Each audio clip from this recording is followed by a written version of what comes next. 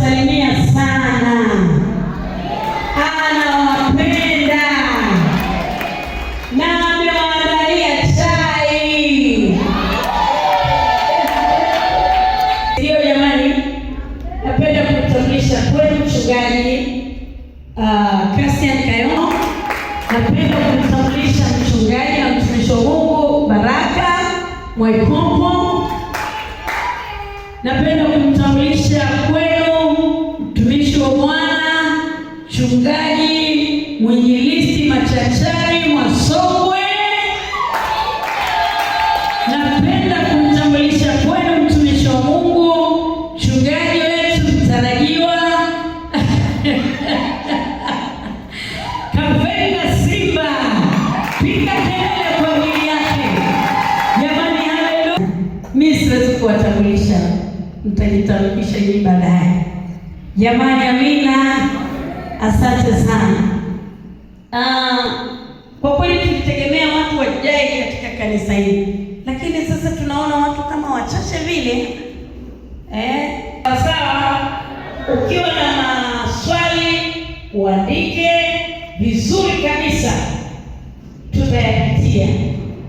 Amen, tutayapitia. Sasa twende tukaangalie maneno ya Mungu. Somo langu ambalo nimepewa, wenyewe wamesema linaitwa mahusiano. Mahusiano, mtikisa mtu mwambie mahusiano jamani. Amina. Hilo somo vijana wao wanachangamka, wanalipenda, liko kwenye ufahamu jamani. Amina. Na mimi sasa mahali hapa nimeiwekea kichwa kinachosema kila jambo kuna wakati na majira yake. Kwa kila jambo kuna wakati, kwa kila jambo kuna majira. Kwa kila jambo kuna nyakati na majira yake. Kwa kila jambo, kwa kila jambo jamani. Amina. Mimi ndio nimeweka kichwa kinachosema hivyo. Labda niseme kidogo katika utangulizi wangu. Kila mwanadamu aliyezaliwa na mwanamke ana nyakati zake, na nyakati alizonazo huyo mwanadamu zina furaha, zina majonzi, zina vitu mbalimbali kwenye hayo majira ya mwanadamu aliyezaliwa na mwanamke. Tunajua kabisa kwenye haya majira tulianza, labda wengine tulianza chekechea, wengine tulianza darasa la kwanza, tukaendelea kwenye yale majira, tukaenda mpaka darasa la 7, tukafanyiwa sikukuu nzuri, tukafurahia, tukakaa miezi 3, miezi 4 nyumbani, tukaanza form 1, tukaenda form 2, tunaendelea mpaka tukafika chuo jamani. Amina. Na katika hizo nyakati na majira yake yalikuwa na mambo ambayo ulikutana nayo, na haya yote ukayashinda mpaka hapa tulipofikia jamani. Amina jamani. Haleluya. Kama kulikuwa na mambo ulishinda ukiwa darasa la 7, kashinda form 4, kashinda form 5, ukaenda chuo, maana kuna vikwazo ulishinda. Pia wanakuona wewe ni mtoto. Wale ambao wako sasa form 5 labda form 4, wakikuona wewe form 1 na 2, form 1 unaweza kubebewa mizigo yako, umeenda kabisa kwenye sekondari nzuri, wakakuchukua wakabeba begi lako wakaipeleka chooni, wanasema hichi ndicho chumba chako. Baadaye unagundua hapa ni chooni. Haya yalikuwa ni majira yake, lakini ukaendelea mpaka mahali ulipofikia jamani. Amina. Mpaka leo kwa neema ya Mungu umeweza kuingia kanisani jamani. Amina. Sasa kwenye haya majira kuna vitu ambavyo tunakutana navyo. Kabla Wangapi walioko hapa nje na viongozi ambao wanawachumba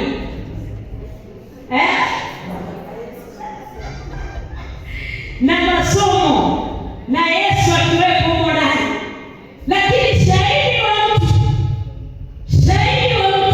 ni moyo wake na Mungu. Jamani, haleluya! Ni moyo wake na nani? Na Mungu. Ni moyo wake na Mungu. Kwa hiyo kuna vitu mbalimbali tumepitia. Kuna watu wakiwa darasa la 7 waliamka kabisa, mimi nina mpenzi wangu, nina mpenzi wangu, nina mpenzi wangu, lakini alipoenda mpaka form 2 akasema ile tu nilikuwa namtania, sina mpango naye sasa hivi bwana, mimi na masomo. Alipofika form 2 akambaba kaka wa watu, akambaba dada wa watu, mpaka dada akaweka matumaini kabisa. Ya 3 kuanzia ule mstari wa kwanza hadi mstari wa 8 tutaandika baadaye kidogo, lakini ngoja tusome hadi mstari ule wa 8 na mengine utaendelea. Biblia kuzaliwa na wakati wa kufa, wakati wa kupanda na wakati wa kung'oa yaliyopandwa, wakati wa kuua na wakati wa kupooza, wakati wa kubomoa na wakati wa kujenga, wakati wa kulia na wakati wa kucheka, wakati wa kuomboleza na wakati wa kucheza, wakati wa kutupa mawe na wakati wa kukusanya mawe, wakati wa kukumbatia na wakati wa kutokukumbatia, wakati wa kutafuta na wakati wa kupoteza, wakati wa kuweka na wakati wa kutupa, wakati wa kurarua na wakati wa kushona, wakati wa kunyamaza na wakati wa kunena, wakati wa kupenda na wakati wa kuchukia, wakati wa vita na wakati wa amani. Mstari wa 9. Je, mtendaji anayo faida gani katika yale anayojishughulisha nayo? Haya majira yote. Mstari wa 9 una swali, yule anayetenda yale mambo ana faida gani anayojishughulisha nayo? Baba, ulibariki neno lako, nami nimesimama mtumishi wako. Naomba Bwana ukanivuvie Roho wako ili niweze kunena sawasawa na kusudi lako. Katika jina la Yesu ninaomba na kuamini. Amen. Bwana Yesu asifiwe. Maneno haya ambayo nimeyazungumza kutoka kwenye hichi kitabu cha Mhubiri, mwandishi ni Suleiman, ili akupe kitu sahihi. Sawa sawa jamani? Lakini maana ya kuhubiri ni ubatili mtupu kwa kila jambo unalopitia kwenye maisha bila Mungu. Kila jambo unaloliona chini ya jua, uwe na fedha, uwe hauna, uwe una familia kitajiri, uwe maskini, ni ubatili. Suleiman anazungumza haya maneno. Kwa nini? Suleiman alikuwa na mambo mengi, sitaki kuyataja kwa sababu nataka niende kwenye muda, ingawaje muda wenu hamjaufuata mpaka dakika hii. Msije mkasema wahubiri walichelewesha. Hamjaufuata nyinyi. Mtu mmoja akasema alikuwa na wanawake maana wale 300 na 700 wote walikuwa hapa, lakini anaenda anafika mwisho anasema ni ubatoka kijijini. Kwa mara yako ya kwanza umeleta jijini Mbeya, umekuja huku unakuja kuanza kuhangaika na vitu vingine. Jamani, haleluya! Sasa Mungu wa mbinguni mwenye neema, mwenye rehema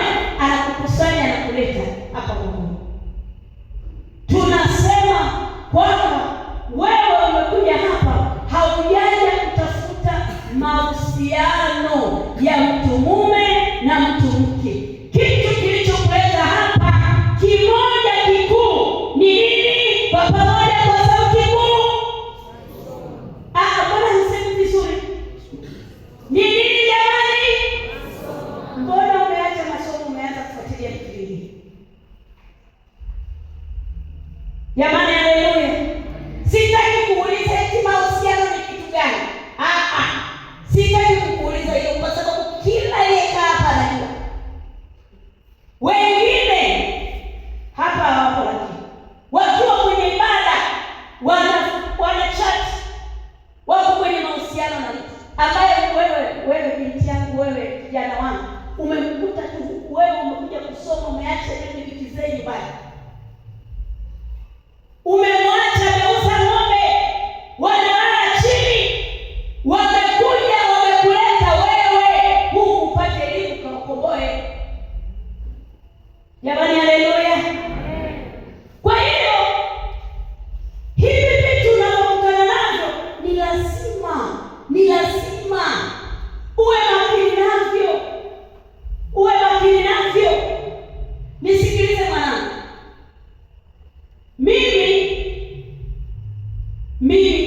nilikokoka nikiwa nimemaliza darasa la 7, hata graduation sijafanyiwa.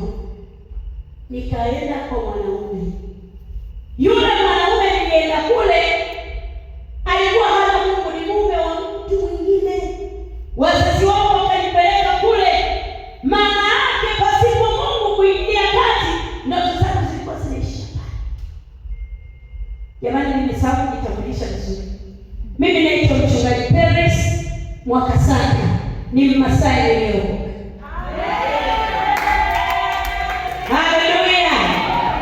Mume wangu ni Mnyakyusa pure. Kwa hiyo nikaenda kule ule mwaka wa 90, nimeenda kule nikakutana na Yesu. Nilipokutana na Yesu nikatambua mahali nilipo sio mahali sahihi. Nitatokaje ili niweze kutimiza yakini ndoto ile ambayo Mungu ameweka ndani yangu? Ninajua kila aliyekaa kwenye hicho kiti ana ndoto, na ndoto yako usipomwangalia Yesu vizuri haitakatimia.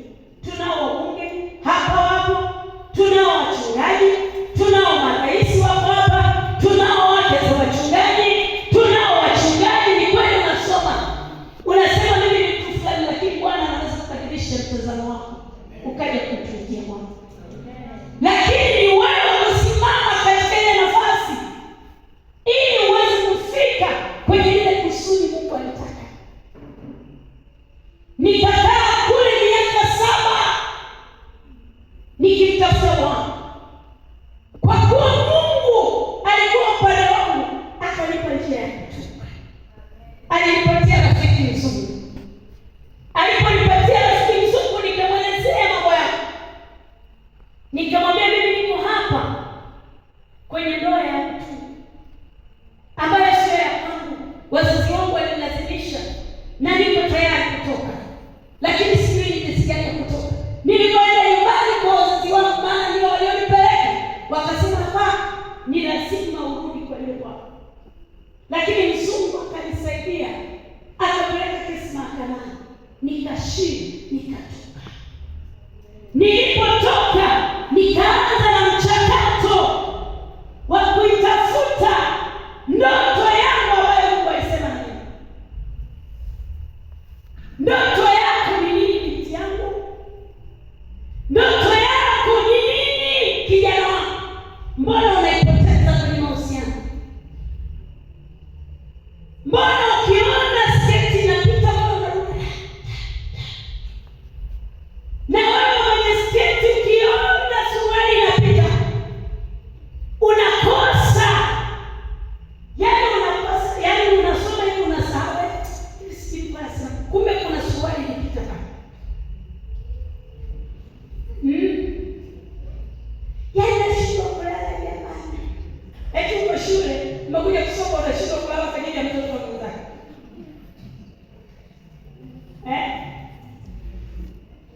Si ndio? Yaani alinikataa. Mimi yaani niko tayari kujiua. Wewe muone wewe. Ujiue wewe. Wacha wazazi wako na akili timamu wewe.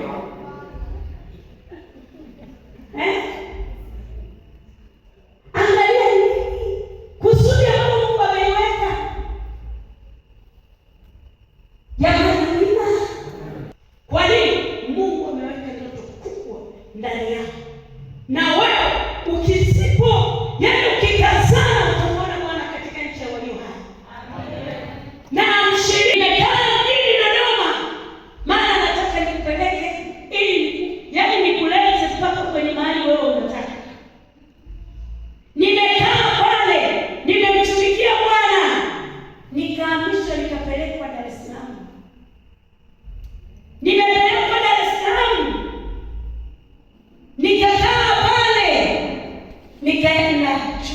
Biblia. Nimeenda chuo cha Biblia Mtama, nikasoma nikamaliza certificate. Kwa diploma yangu nimefika pale nikakutana na kijana mzururaji. Mzururaji akatazama, akasema tena wenzake wakamshawishi, akamwambia ukimpata huyu dada maisha yako yatanyooka. Naomba nikuulize maswali machache. Yeye alikuwa amekuja kumalizia termu yake kwenye darasa letu. Maana alikuwa amaliza mwaka jana, lakini akaacha kumalizia kwenye termu moja akaja kumaliza kwetu.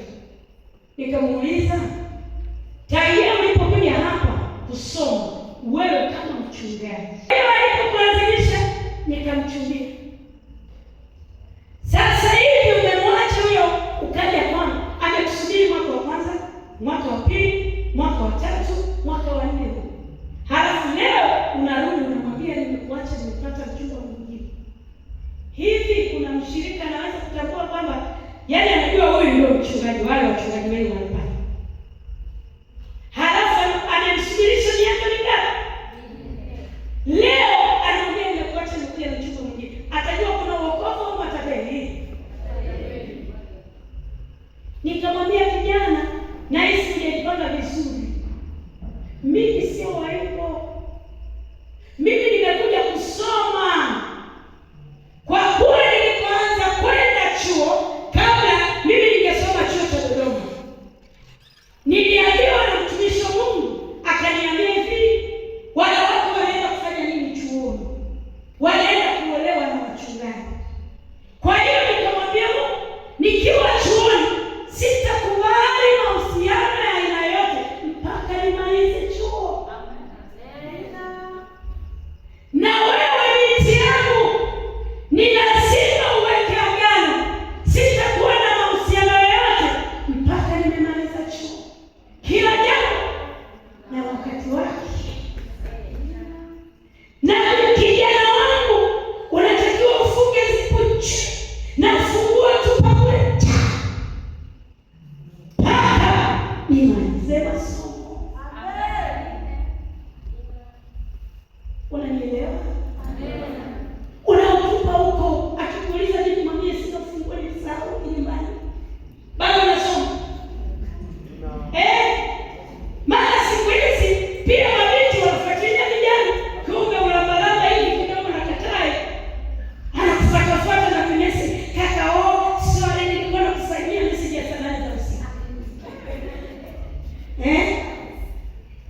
Saa 8 unamsalimia. Kwa nini kumsaidia mapema? Uliwahi kutuma saa 8 usiku salamu kwa mama yako? Kwa nini? Haya.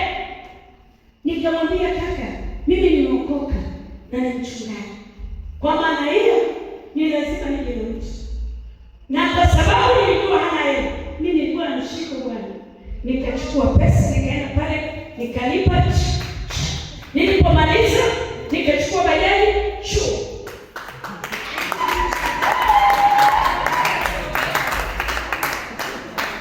Nikamwacha pale. Akaenda nyumbani kwake, akamchukua yule mwanamke kwa haraka. Anakuja kwenye graduation, amecheza kinywele, akatoa mchungaji, sasa tumependeza jamani. Wanasema kibanga mpiga mkoloni. Ameweka dawa haijakolea, kwa hiyo nywele zimekatika, hapo ndo amekuja na huyo mwanamke. Mimi natoka dawa bwana. Ninatia Yesu wako hajawahi kunitupa wewe.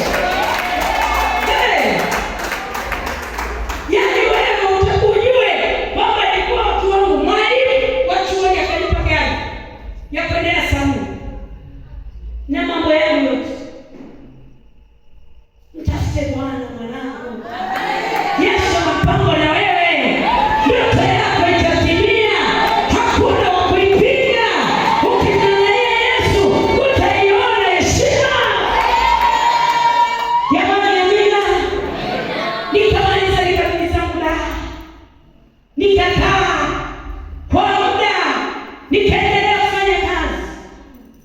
Nikiwa nafanya kazi, siku moja Siku moja sema nikiwa na rafiki yangu anakuja kunitembelea, tukamwomba Bwana. Tukiwa tunamwomba Bwana akasema katikati yetu, lakini niliamini jambo hili linatoka kwa Amen. Jamani, amina. Amen. Kabla ya Mungu sema, nikakaa nikaenda Ubungo, nyakati zile daladala zinasimama Ubungo, Dar es Salaam, hapa kwenye nchi stendi kidogo pale.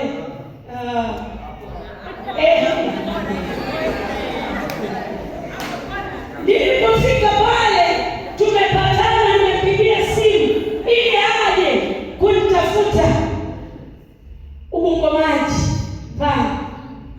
Nimefika pale nikakaa kwenye au nikusanye simu saa hizi. Wachungaji nitembeze simu zije hapo kwa kusome message.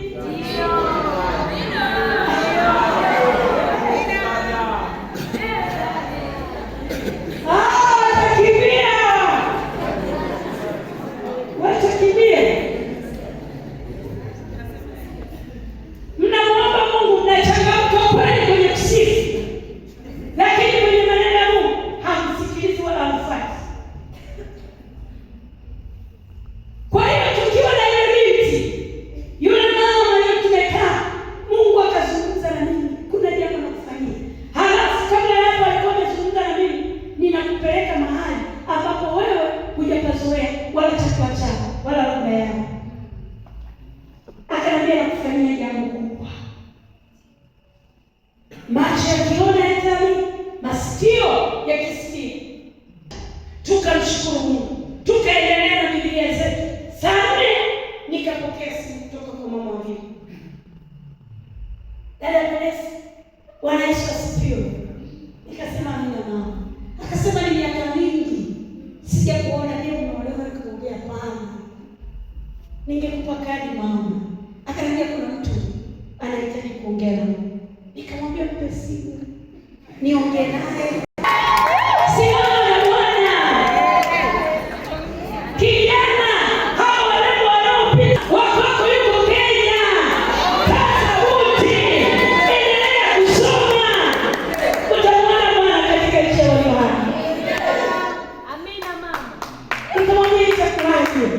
Nilikuwa naandaa mkutano Iringa kwa Askofu Mkana. Siku ya Jumanne ananipigia Jumamosi, ananiambia kesho mama naomba upo. Akanitumia pesa, nikapanda gari nikamwambia huyo mtu yuko kama nani?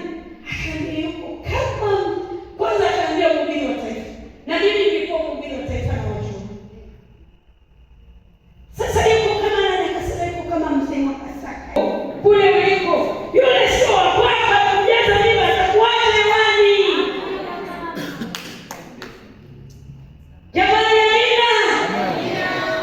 Usimwani huyo amekuja kusoma, wazazi wake anajua anasoma, sio kutumbia. Imefika mbali, mzee akai kama huyo kaka yule.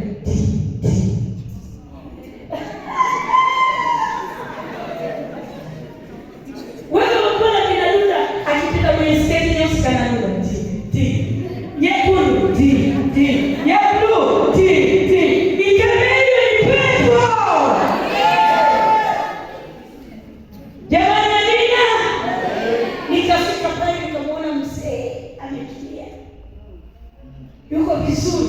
Halafu mzee nikamwambia, kumbuka mimi mtumishi wa Bwana. Yes. Binti, unaitwa jamani.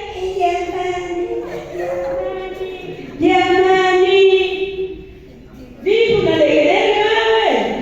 Hebu jikaze mtoto wa kike. Wanafanya vizuri. Kasia macho kijana. Ajue leo unaelewa sio wa kawaida. Jamani, amina.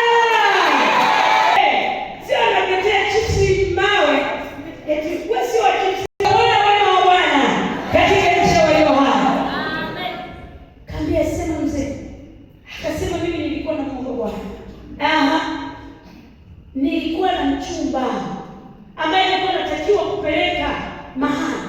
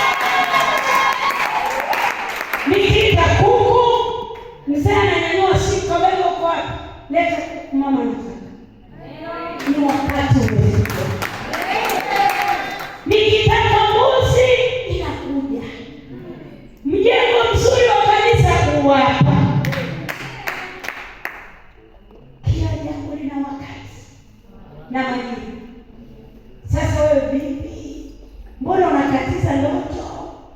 Yaani kiatu chake jamani yule kaka fulani kizuri. Ngoja mimi nitajitahidi nimnunulie chakula kaka yako huyo.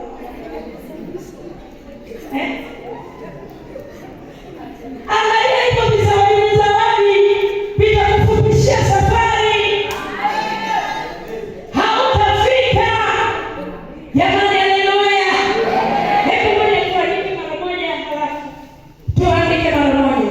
Jamani haleluya. Shika kalamu yako, nishakwambia mwandishi ni nani. Tunasoma Mhubiri sura ya 3 kuanzia mstari wa kwanza. Jambo la kwanza, Mungu ana mpango kwa kila mtu aliyezaliwa na mwanamke. Mungu ana mpango kwa kila mtu aliyezaliwa na mwanamke. Wewe uliyezaliwa na mwanamke, kuna mpango wako mzuri ambao Bwana anautengeneza. Na mpango huo ni wa milele. Mungu anajua wewe utakuwa daktari, mke wako atakuwa nesi. Mungu anafahamu wewe utakuwa pilot wa ndege. Kaa sana kuzipata hizo AA. Usizifupishe. Kuna vijiji vimetumwa kuja mashuleni. Kaka fulani, mimi nitakufanyia kaka fulani. Kaangalia kakemeka na pepo. Kanataka kukatiza ndoto zako. Binti, angalia ulikotoka kule. Mungu ana mpango na wewe wa milele. Kwa kweli mimi sitamani kukaa Mbeya, niseme za ukweli, lakini kwa sababu ratiba yangu ilikuwa mikononi mwa Bwana, leo niko Mbeya. Leo niko Mbeya. Na wewe Mungu ana mpango wako kwa amekuleta kimasomo, si kutafuta mke. Amekuleta huku ujifunze mazingira yote. Inawezekana unaweza kwenda Nairobi, kule kuna baridi. Kwa hiyo amekupa wewe unasoma usiku kucha, cheza kukine cheza. Asubuhi kwenye mtihani ya namba 1. Halafu mbaya zaidi wewe mwokoa. Kasana. Yesu wetu ana wokovu. Yesu wetu ni uweza. Yesu wetu ana kila kitu unachokitaka. Yaani nini? Kwa sababu mmebahatika, mnajikusanya, mnasema kwenye mtihani huu tunataka tutoke na yeye. Mnachukua vidole vyenu vile ambavyo vinafaifai hapa. Tunapiga maombi kwanza, tunaanza kusoma. Mnamsaidiana. Lengo letu tumuonyeshe Kristo kwamba ana nguvu na uwezo. Lakini nyinyi wenyewe mpendani. Mnaenda kusaidia wapambane na acha ukolezio. Yes, ni Bwana. Yes, ni Bwana. Wapi? Mpango wako wa milele uko kabisa. Lakini jambo la pili, makusudi ya Mungu. Makusudi ya Mungu ni kila mtu anayemtumikie na kujitoa kwake kama dhabihu. Jitoe mbele za Bwana. Makusudi ya Mungu au mpango wa Mungu ni wewe na mimi tumtumikie kwa kujitoa kama dhabihu takatifu kwa Mungu. Kwa kujitoa kama dhabihu takatifu kwa Mungu. Hilo ndilo kusudi lake. Jitoe kwa Bwana, mtumikie Bwana, tafuta Mungu. Ikifika wakati wa kusoma, soma. Ikifika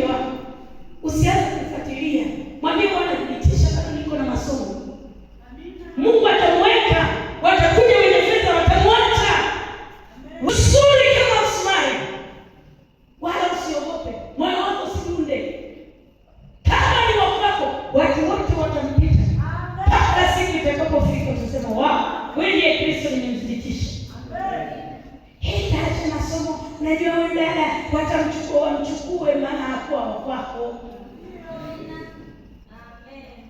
Jamani, amina. Haleluya.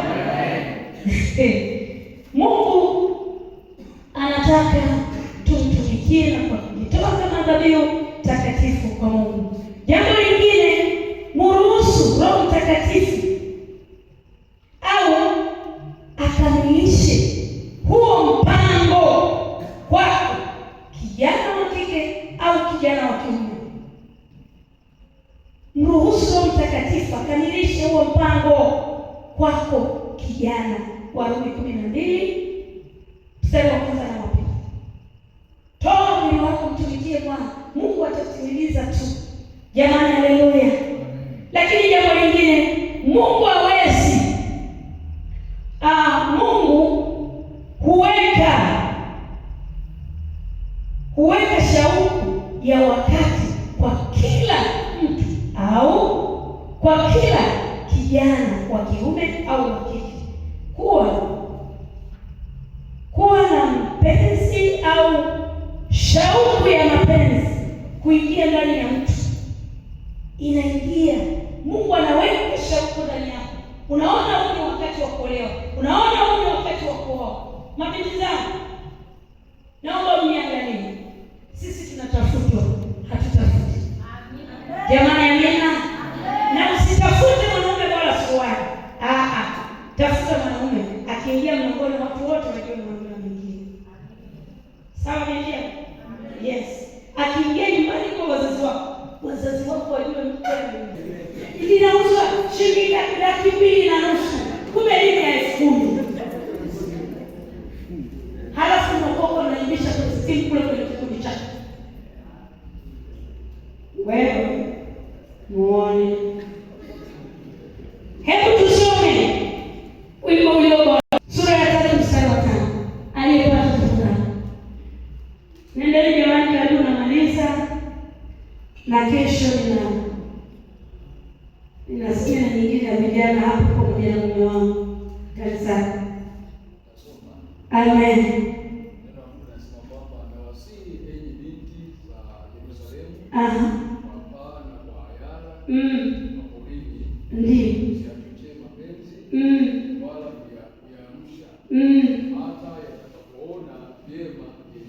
Amen.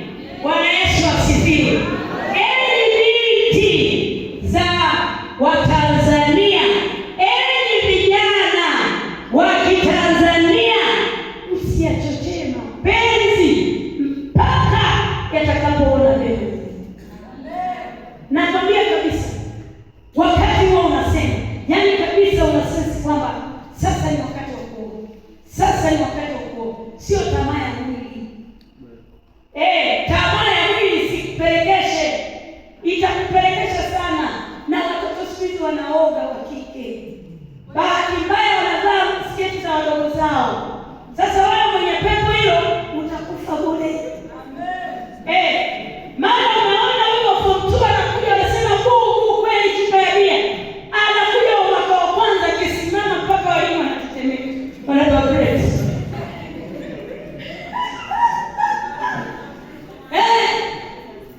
Nasema jamani, niliwahi subiri wakati unalipa. Sikiliza nikwambie, hata kama angekuwa binti mzuri kiasi gani, hauwezi wewe kumla yule nyama. Mungu anaweza kukupa mwanamke ambaye hata kumtambulisha kwa rafiki zako unaona tatizo, lakini ana tabia njema, kijiji kizima kina appreciate. Nakwambia kabisa. Na sasa nikwambie hivi, hakuna binti mbaya. Hayo. Halafu sisi wanawake tuna sura nyingi. Yaani hivi unanikuta hivi nimevaa, kuna wakati unaweza kanikuta ukasema sio yeye mama. Kabisa. Hivi yani kaniona sio yeye. Nimejitengeneza. Nikaweka na kawiki changu kana ninginia pale. Kasuti kako pale na kiatu mnyanyamini. Mwingine ila atafurahi kwa kuwa wewe hujui kutunza. Yule mbaya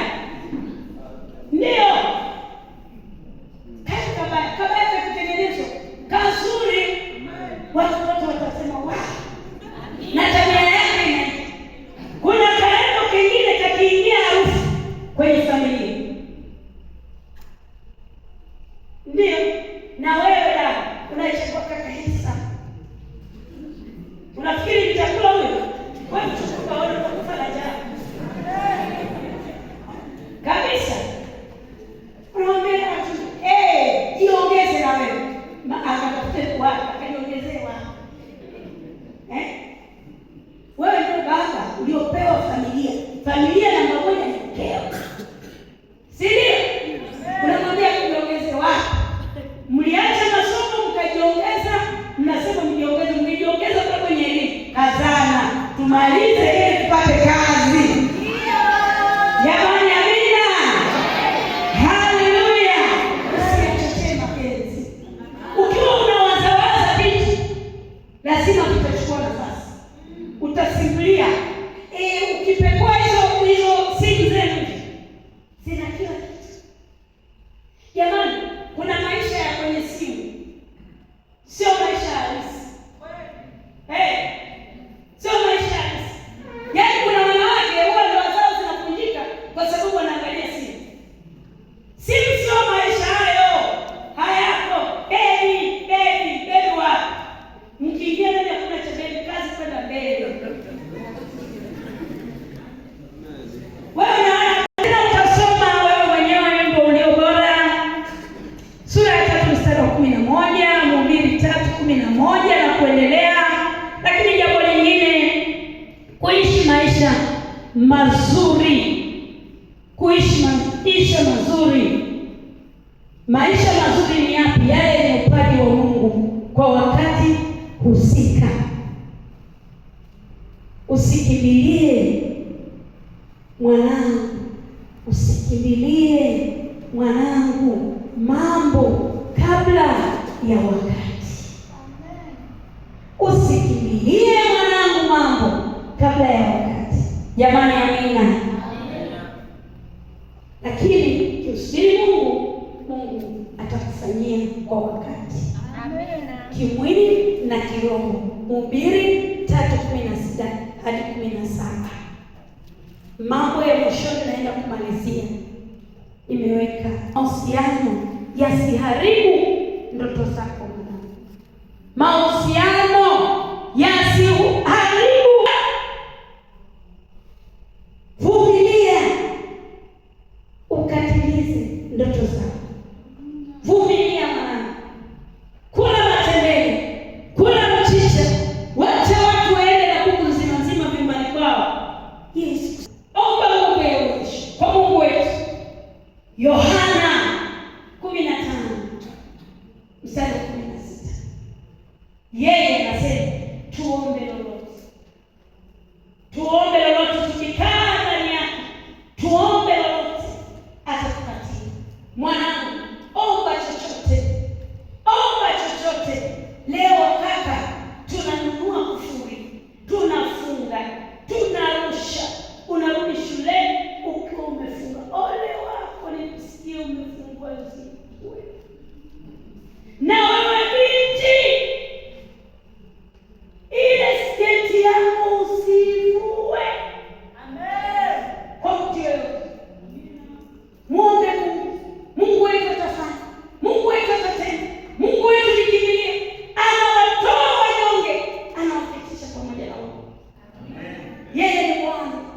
Hajawahi kusema uongo. Mpendwa, nimekwambia mimi nimetoka familia ya porini. Lakini nimeingia Ikulu kwa ajili ya Yesu. Amen. Kuna watu wakubwa kule mkianywa simu wanajua. Siku moja binti yangu alikamata. Wakimwambia alikuwa anatoka chuo. Baguzi askari. Hakusikia tangazo. Fika. Asubuhi amekuja alikamata. Wewe mtoto umepaina ni aje akakuja wewe. Hebu shika wewe. Mwache mtoto. Ajaze hilo karatasi. Akaendelea kusema, akambonyeza kumwambia kalia nje. Akaangalia kitanda hizi. Alipotea. Mtoto akaja akashindikizwa mpaka kwenye basi na siti akaishi. Gari kapiga moto na mvuke. Mungu wetu ananipa mwana. kwa nini nasikia kiasi gani?